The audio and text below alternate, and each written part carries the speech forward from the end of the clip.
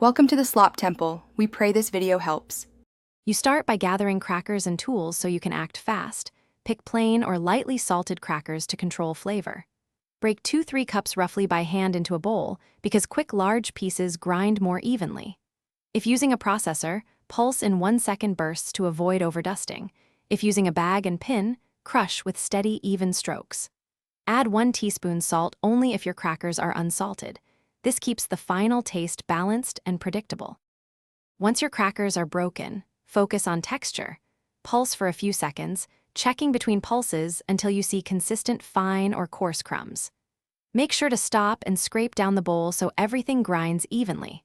If you want crumbs for frying or binding, mix in 1-2 tablespoons melted butter or 1 tablespoon oil to promote adhesion. Then season lightly, half a teaspoon garlic powder and a 1/4 teaspoon black pepper.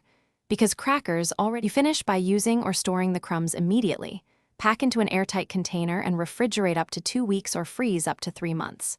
When coating foods, press crumbs firmly and use a double-dip method. Flour, egg, crumbs for a thicker crust. If your crumbs become soggy, spread them on a tray and bake 5-8 minutes at 175 degrees C to dry.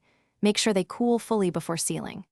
This step revives crunch and prevents clumping, so your next use is crisp and reliable. Thanks for watching. Consider subscribing if we helped you.